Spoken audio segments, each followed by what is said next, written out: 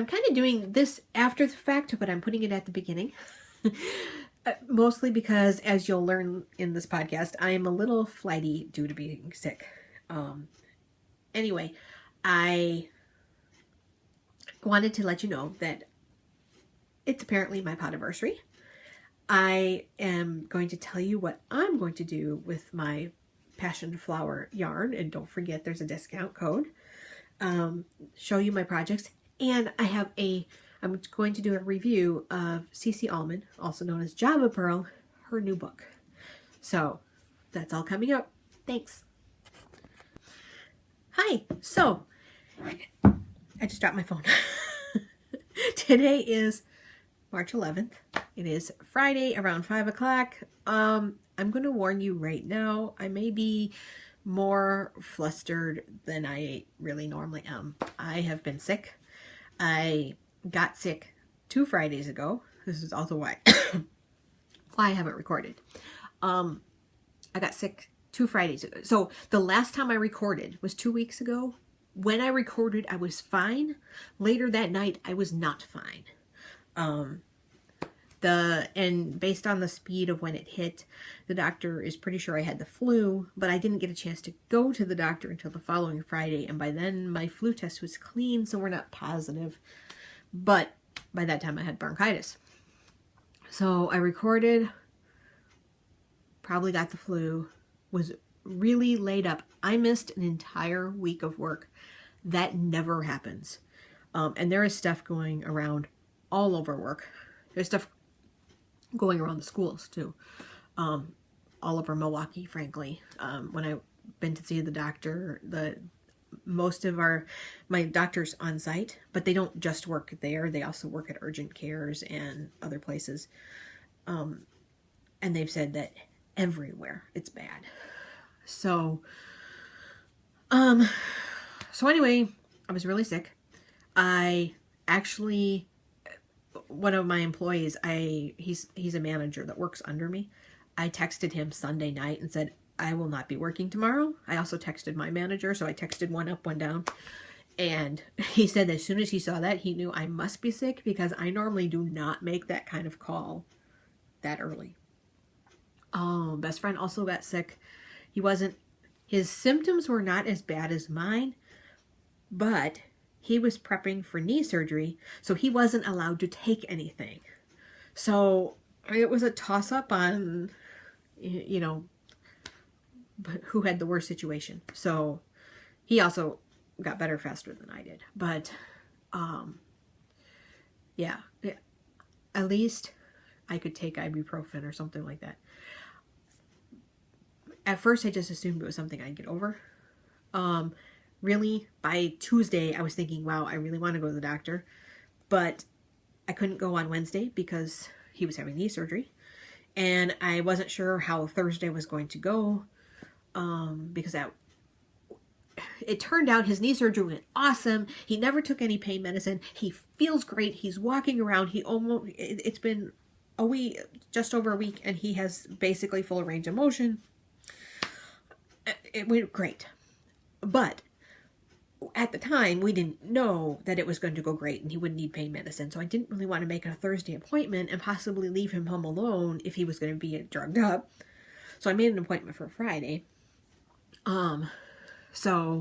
Which is when she decided that I probably had the flu, and by then I had bronchitis. So I had antibiotics and prednisone, and then my ear's been feeling, you would think with all that I'd be great. But the last couple days, my ear's been feeling clogged, pressure, trouble hearing, and today it feels like somebody's stabbing me with an ice pick, and it's hurting down here and up into here, and if I cough, there's a very sharp pain in the top of my head.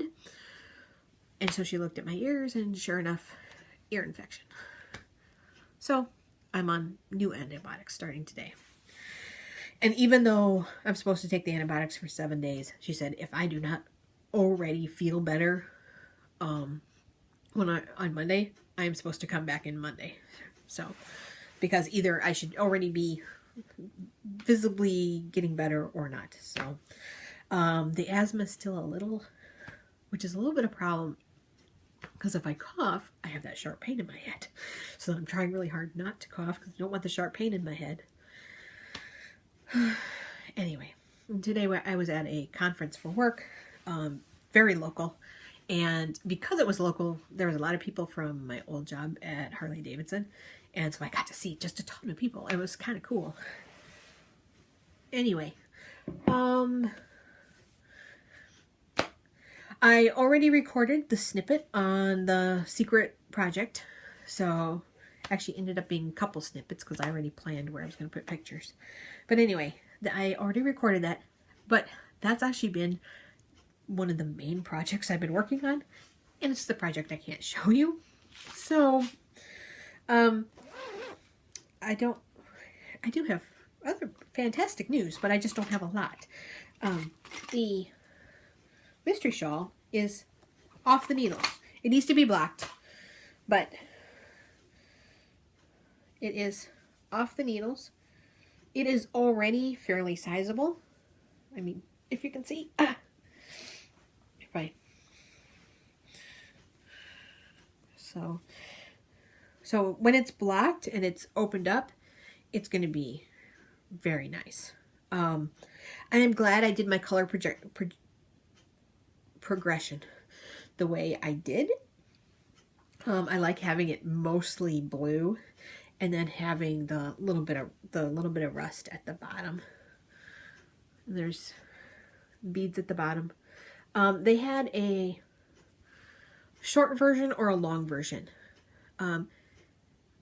I did all my transitions where it said in the pattern. If I had actually just finished out, when you do unique sheep gradients, you get a series of yarns. Here, let me post a picture of the gradient set as it came.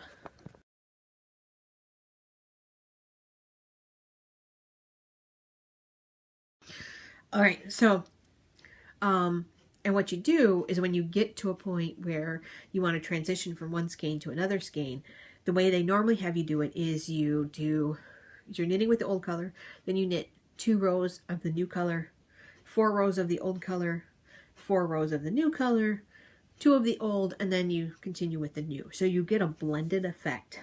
And that makes it really look like it progresses.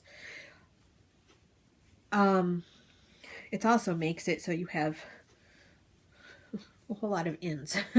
So if you look here, it's all scraggly because I have ends everywhere. They are already woven in, but I don't want to trim them until after I block. But anyway, some people, because the sets are pretty blended skein to skein anyway, some people just do all of one skein, and when they run out, they join the next skein, join the next skein. If I had done that, I would have had plenty of yarn to do the long version, but because I had already, because I did the other transition and I just stopped, I actually have little balls of yarn that are all about 6 grams. I wasn't going to have enough at the end to continue doing more rows and a bind off in the last color. So I just did the short version. And honestly, by that point, I was kind of done. So I actually, when I weighed it, and I really did weigh it, calculate out, it was taking about 5 grams a row. I only wanted to transition. I didn't want to have a chance of it, having a yarn change on the wrong side or anything like that. So, and I did it and I went, nope, I really do not have enough to go back and forth the rest of a few more times and bind off, because somebody had estimated, one of the test knitters had said it took about 60 yards to bind off. So I knew how much I was going to need.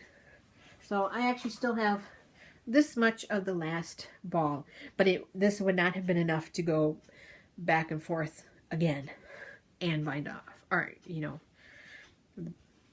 it just wouldn't have been. Maybe it wasn't worth the stress, especially because I actually finished it during conference calls. So I missed a week of work. Now I actually tried to work from home that Thursday felt horrible.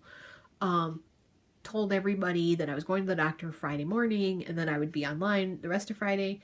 And I ended up texting and saying, guess what? No, I'm not going to be online. I'm done. So I only worked one day that week from home, and mostly listened in on calls that day.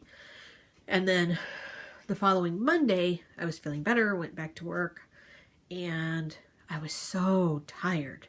That was the biggest thing with this. I was so exhausted. I've never been so tired while being sick. And that Monday, I was still best friend's ride because he wasn't driving yet because of the knee surgery. So we stayed all day, and the second half of the day, I was supposed to be in a conference, in a meeting. I actually called in because I was coughing enough that I thought it would be disturbing, and it was the kind of call where I could be on mute and just listen, so that's what I did. And I worked on this because all I was doing at that point was, I told you last time that the edge was really easy. I could work on that. And I did that. I did the pearl back row a little bit that night, and then the next day when I had more conference calls and finished it. So that needs to be blocked. I am not sure. Maybe I'll block it this weekend. It depends on how I'm feeling. I'm trying to be peppy right now, and I'm still kind of, I'm tired. I'm tired and my face hurts. All right. Because of that, I did also do some knitting on the Twitchy sock. Now, I realize it pretty much looks the same week to week, but I did work on it. Almost lost a needle. Oh, I just remembered something I was going to tell you guys. Anyway, it actually was about here the last time you saw it. So I got that much done. Mostly while I was in a waiting room, waiting for best friend. Oh, that was the other thing. I got to work on the shawl while he was having his knee surgery. Because there was nothing else to do at that point except for wait. So I worked on it then as well. So I got a chunk done. But he had a acupuncture appointment Thursday for his knee. It was starting to stiffen up, and so he had an acupuncture, and that actually seemed to really help. So, and while he was doing that, I did on this and a little bit of conference calls, a little bit here, a little bit there. So I told you when I was doing the shawl that I was using the needle minder and that I was really happy to have it because I was so worried I was going to pull. And you know what? At one point I did pull stitches right off the needle while I was trying to move them around because they were so scrunched. Luckily it was like 6 stitches and I was able to rescue them really quick. But somebody asked on the message board for the last episode about the needle minder, and that was when I was sick and I never got around to answering, and then I got to the point where I figured I would just answer here. The question was, does the needle minder pull on the cable? You know, is it going to break or anything? It is a really soft rubber, so it slides right in and it pulls out super easy. I don't feel any particular drag. The rubber keeps it from, it's not like it's, you know, because then it would be useless, but it is not putting any significant tension on there. So now normally when I do these, I pull out a little bit and I usually grab the tips and pull out. I don't usually yank from here, but I really think that it helped save that project because I don't remember how long this cord is, but by the time we got to the 1200 stitches on that, I was constantly trying to move them around and they were squished and they just looked like an accident waiting to happen. So I was very happy about that. Let me pause and post a picture of the shawl. It's just laid out on my desk at work. It was just a picture to say, yes, it's off the needles.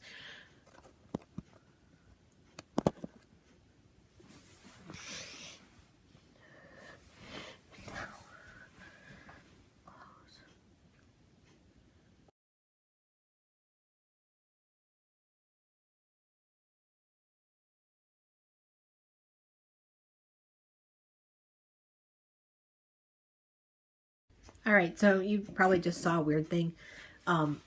Normally I use the volume button to start and stop the recording because I don't have the camera. I don't use the other side of the camera with the screen to push.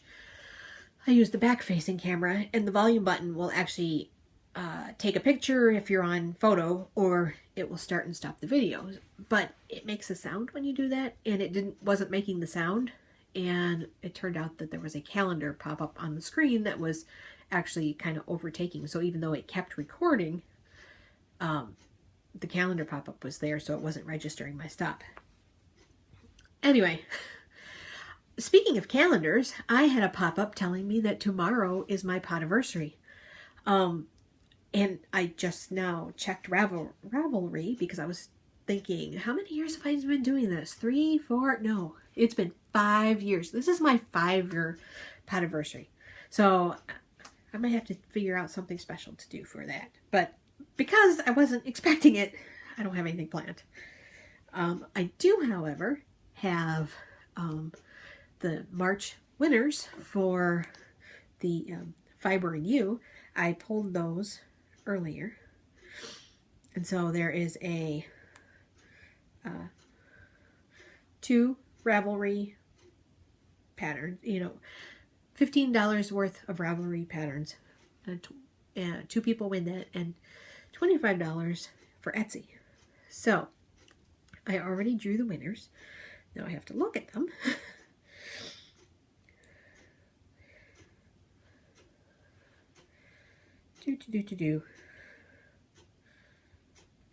All right.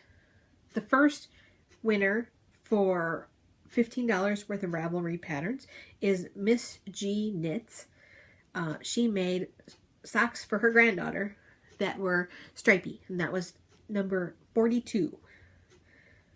And then the next winner of Ravelry patterns was KPAR62. Now, normally she has a tendency to do a lot of snuggles, hats, things like that, a lot of charity stuff. But this time, the post that won was number 10, and it was actually a very pretty shawl that she made. Shawl, scarf.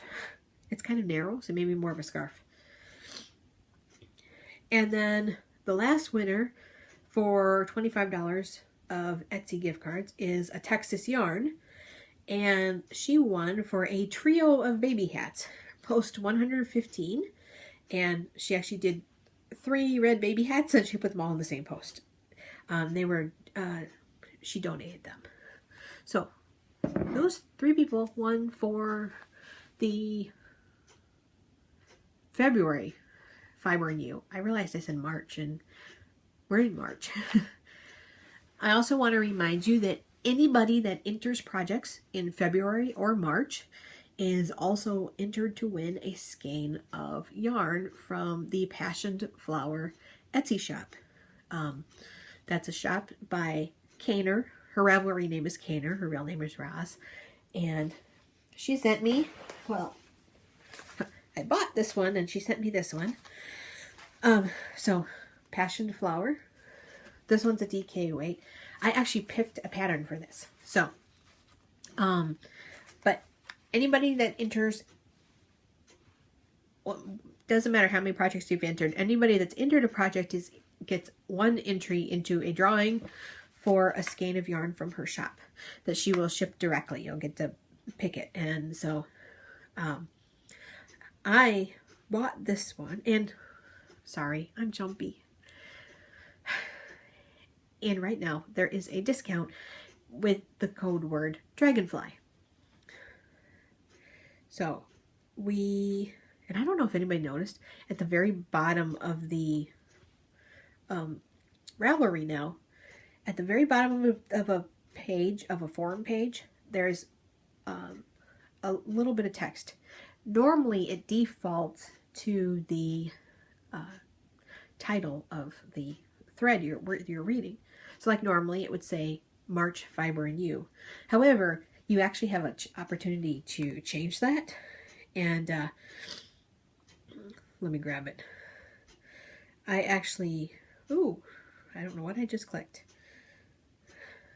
Normally it would say March if I were you, but because it's called subliminal text, I actually made it say, don't forget the special passion flower discount. I don't know if anybody noticed it, but it made me smile. And I was thinking, well, if it's subliminal, maybe people will see it and, not realize they saw it. But if you go to her Etsy shop, the code is Dragonfly. Now, what I started to say is I actually picked a project for this, and I think it will be perfect for the fact that we are going to Nashville in a couple weeks.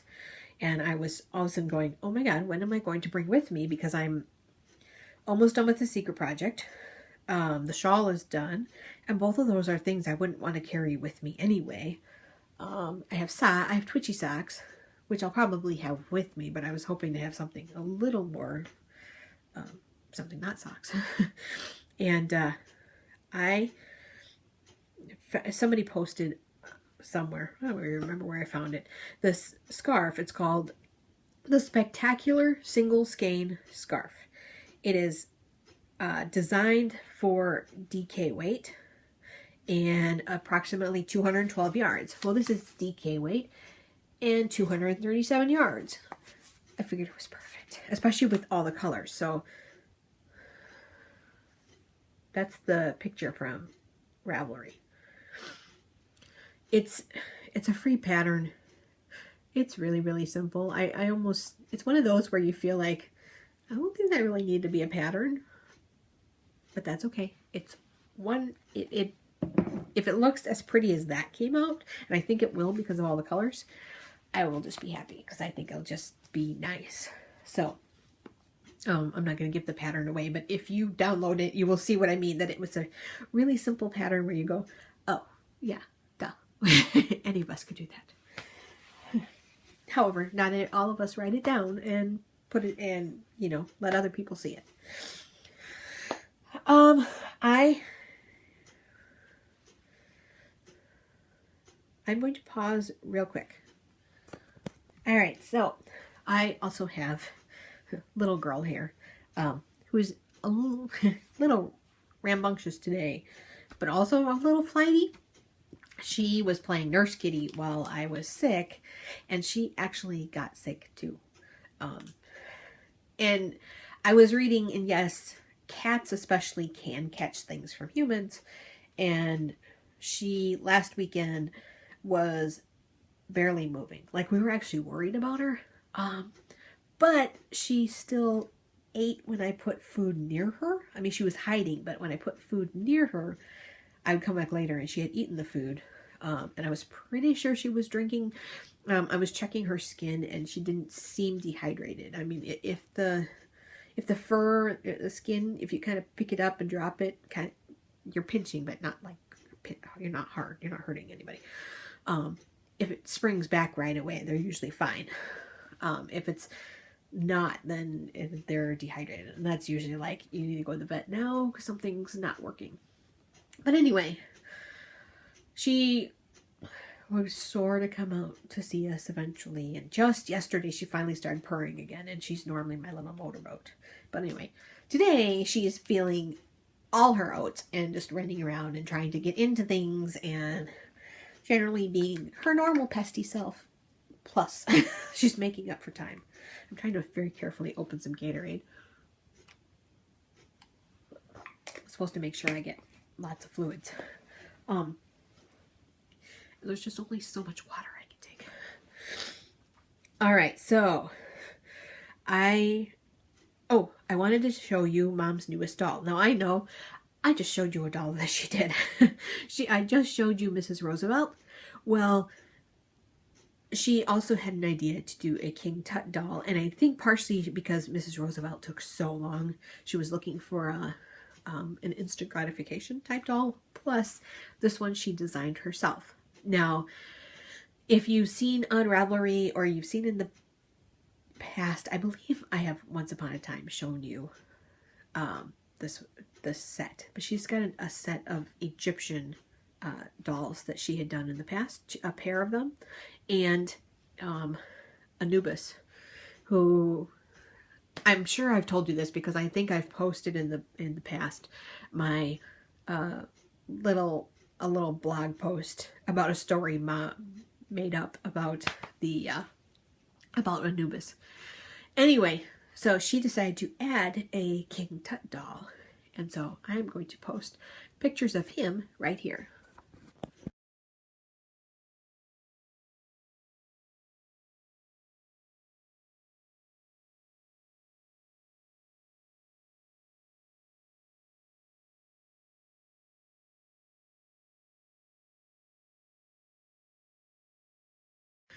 All right. Because I've been busy, well, I've gone between being sick, which means you're not doing a whole lot, and being busy trying to finish the secret project. I have not cross-stitched at all. The March Pumpkin Passport did come out. I am hoping to work on it this weekend, and it is Holland, the Netherlands, and it's very cute. So I don't have a picture of it handy. Actually, I'm sure I can find one. So I'll put blank here and assume that I will have figured it out.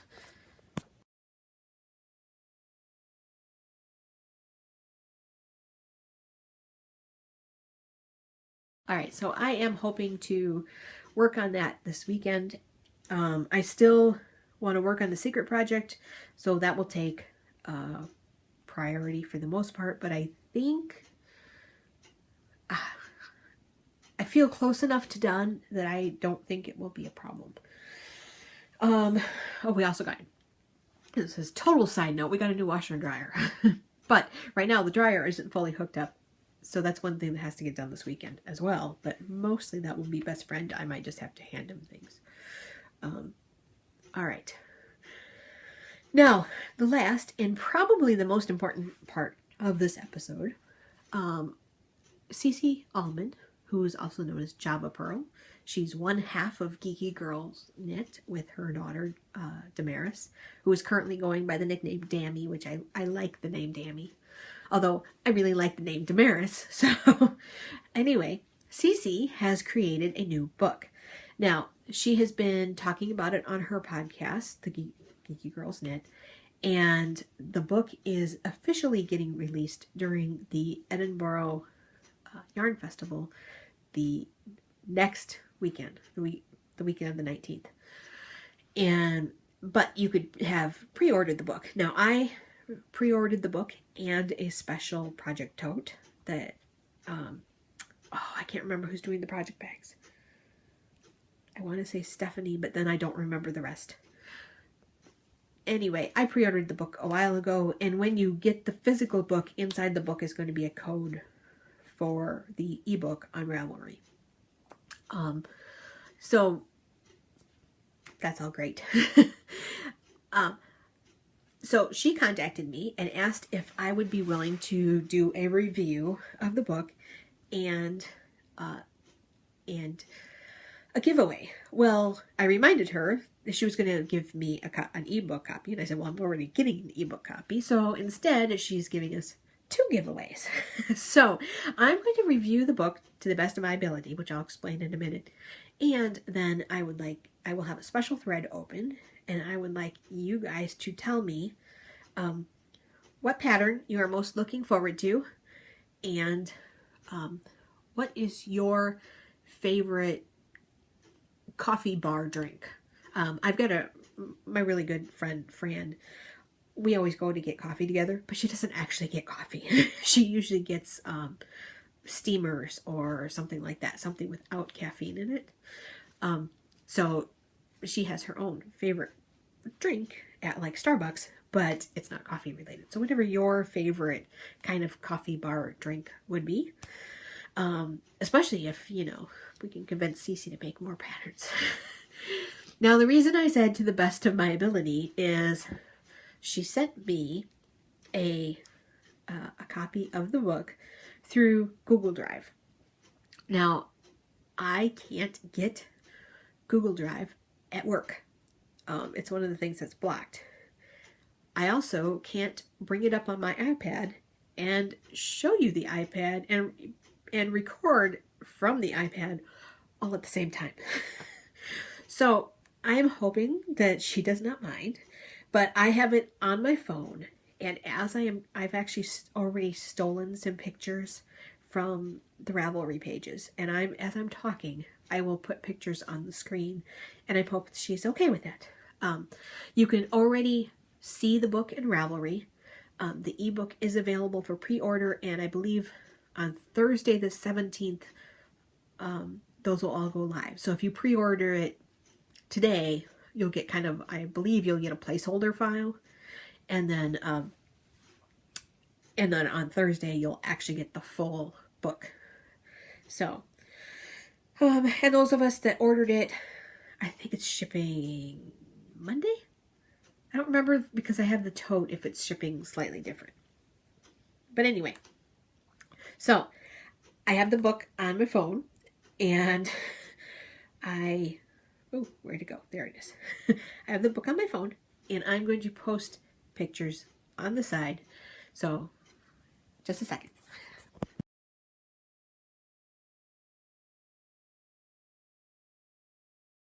All right, so we're officially starting now. You just saw the cover page.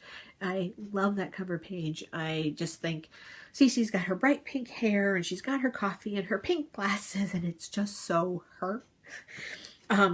It just, as soon as you showed that picture, it made me smile. I just like it. And then I've been going through the book. Now, I've been reading it on my phone. It's a little tiny. The dedication is to her husband and to Dammy, her two favorite coffee dates. Now, everything in the book is related in some way to coffee. There are 6 sock patterns and 1 shawl pattern. She gave me all this information, but I have to flip screens. And in the introduction, she actually talks about how I don't want to read it to you. She talks about the things that inspire her for design, and how, because they have such a love of going to the coffee bar and, getting a cup of coffee, that became a new inspiration. The first pattern in the book is called the French Vanilla Cappuccino Socks. And hopefully I'm putting a picture on the screen. And she already has a pattern called the Vanilla Sock, or the Vanilla Cappuccino Sock. And that, I believe, was a free pattern. I'm sorry. For signing up for her newsletter. However, in the book, there is so much more information. Now, at the beginning of each pattern, she actually talks a little bit about the inspiration for the design of that pattern. And in this pattern specifically, she actually has pictures showing like how to measure your foot, what kinds of things you need to know how to do, your foot length, the diameter, with pictures. And then it goes into both there's a toe-up version and a cuff-down version using those measurements. And I think I really like the fact that she took that extra step. That's the very first pattern in the book, is just a general idea of this is how you knit socks. This is a basic vanilla sock that most of us tend to have around anyway. For me, I tend to do tube socks because I can knit them anywhere in the dark. But she always has a vanilla sock. And I want to try her pattern. So, the next one is actually my favorite in the book. It is the Espresso Macchiato sock. And hopefully I'm putting that picture here now.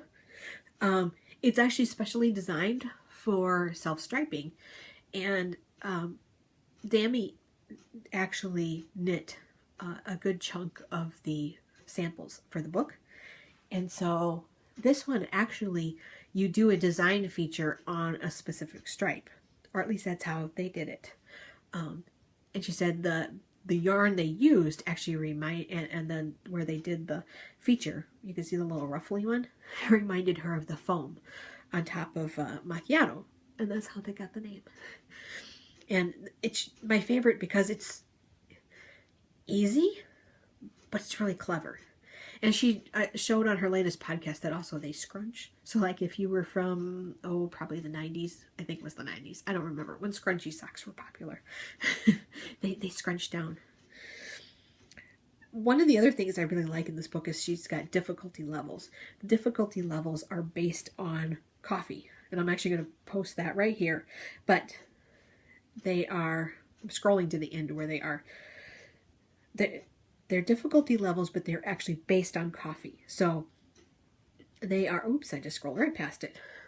Light, medium, full medium, strong, and very strong. So 1 cup is light, 5 cups is very strong.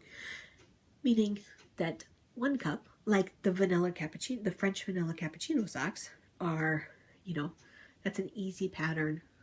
That's a light pattern. It's a light flavored coffee. And when you get later, I mentioned that there's a shawl and, oh no, it's a different, there's a sock pattern that's 5. And that's a very strong.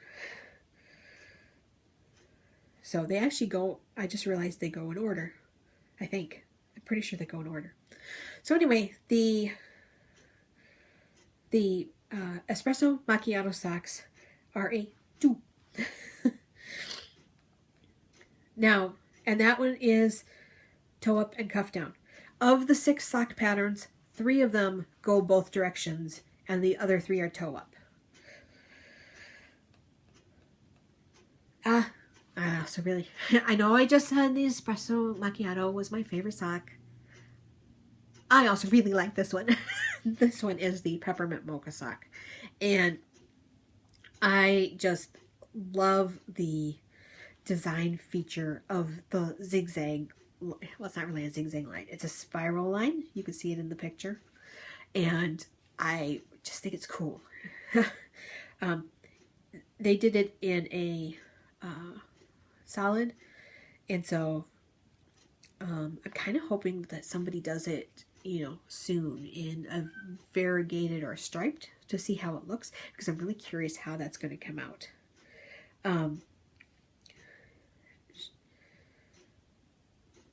Yeah. And one of the things I really like in this book is and now I haven't used the patterns yet. I'll put that caveat there. But from what I could tell from reading through them, and I did try to, read through them, they look very clear. Even here's something where she says, it's in the pattern. It says, it's okay if you end without completing a full repeat. Just pay attention to where you need to start the next round. That's a helpful hint for somebody that doesn't really, know how to do this, especially if you're doing toe up, because sometimes you end up with a point where you have to start the gusset, and if you had to finish a repeat, it's going to be too long or too short. So knowing that it's okay, just you can just line it up. That's good. All right, so that was the peppermint mocha.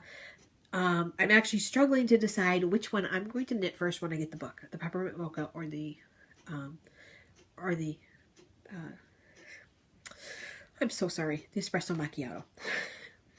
That's what I thought it was, but then I thought I got it wrong because I don't trust my brain right now. All right, the next one is the caramel latte socks. Now they are 3. They have some cable features, but they're not just regular cables. They have a little bit of cables, and then they have this really cool knit pearl design that comes and almost makes like a window pane look to it.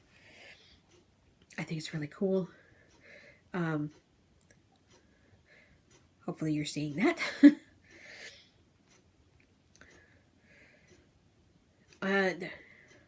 It's not in here. I think it's that one. No, it's not. There's another one where I really like a picture of Damaris with it. I'm going to skip the shawl for a second and do the next sock pattern. The next sock pattern is strawberries and cream frappe socks. This sock was released individually already, I believe. And I believe all of these patterns will be available in the full ebook or just as individual patterns. I think that individual pattern release is a couple days later, maybe. It's not too long though. So I like this one. I have to admit, this one, I think mostly it is, I really think the yarn makes it. I really like the pattern, but the whole strawberry is because that yarn is a gorgeous look of what a strawberry frappe looks like. I mean, you can see it in the picture. And so this one is a 4. And this one also has some cables and I believe a special. It has what is called a strawberry cable. So, hence the name. That one is, I think it's just toe up. Yeah, that one is just toe up. Then there is I believe this is the last sock pattern. Yes. This one is actually rated a 5. So this is the I Love You More Than Pumpkin Spice socks. This one also, I believe, was released before. But this is the one that I actually love. There's a picture of Damaris modeling the socks, and she's reading a book, and it's mostly in that picture, it's just so her. Or at least, it's not like I know her personally, but it's how I envision her, because she's always talking about what she's reading and doing, and it just, to me, it totally matches what I picture in my head when I picture what she might do. I mean, that sounds stalkerish. You guys know what I mean. I'm going to stop digging my hole. Anyway, I just love that. I just really like that picture. But anyway, this one, as you can see in the regular sock picture, has different color heels and toes. So they're actually fraternal socks. Now, obviously, you don't have to do them that way, but I think it's cute. All right. Now, the last pattern is not socks. It is a shawl. It is called the Coffee Date Shawl. And this one uses 3 skeins of fingering weight yarn. So, we're talking the 100 gram, 400 yard type skeins of fingering weight. And the shawl is the one that CC is wearing on the cover, but it is also the one that I am showing in, that Damaris is wearing. And I really like this picture of Damaris. So it's got different textures, and it's a fun looking shawl, and it's big. I mean, you imagine 3 skeins of fingering weight yarn. That's a big shawl. So that one, but it's rated as a number 3. When I looked at it, it doesn't look it doesn't look difficult, but I'm losing my voice. But I think it's really great. So after the patterns, there is a section talking about what the abbreviations mean, including a very detailed description of a wrap and turn. And then after that, there's acknowledgments. And I actually teared up today because as I was getting ready to review the book, I was trying to actually read as much as I could. And I realized that I'm actually mentioned in the acknowledgments, and I was really surprised about that. So I'm not the only person, obviously, but she has a list of some of the podcasters, and I'm in the list. And so thank you, CC. Love you. Anyway, and then at the very end, she has the about her, telling who she is, and a really cool picture of all the socks.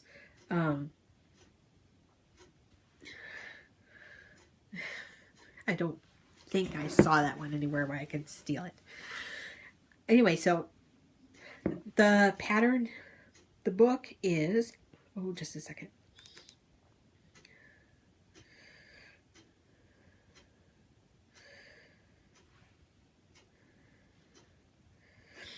I have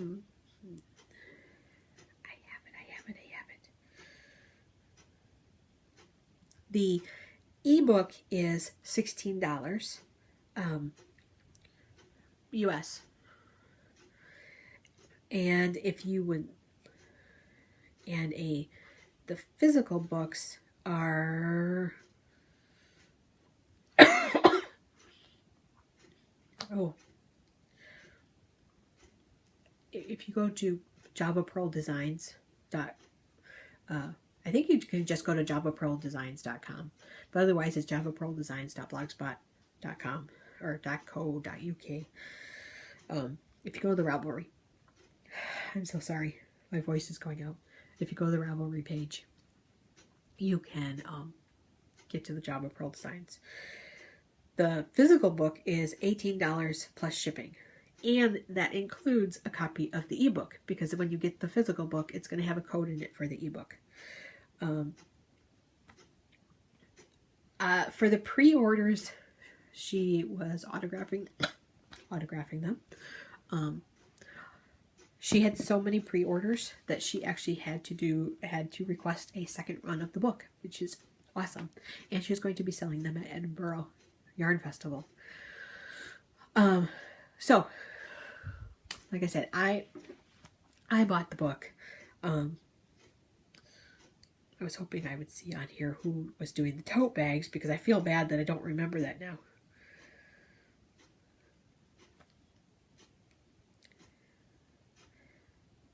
I think the tote bags are done anyway. Oh, Knit Run Dig.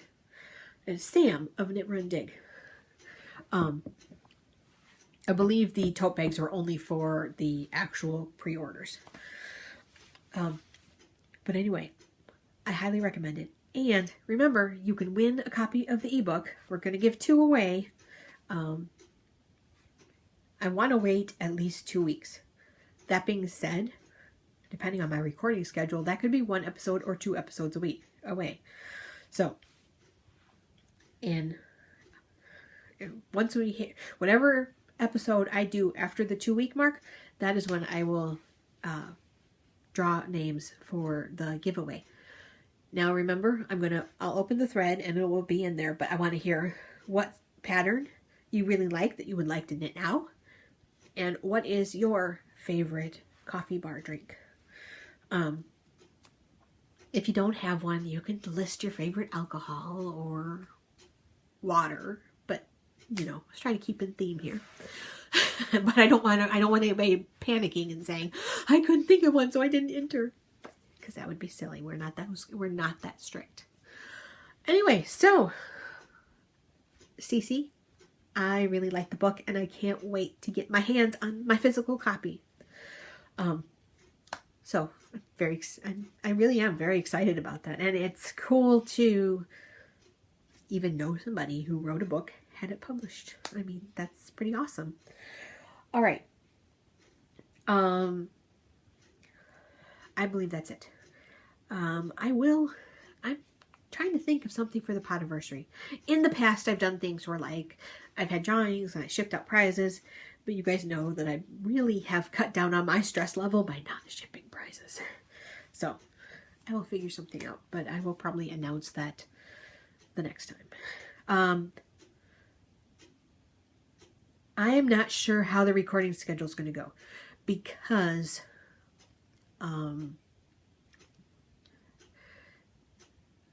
this weekend is relatively free.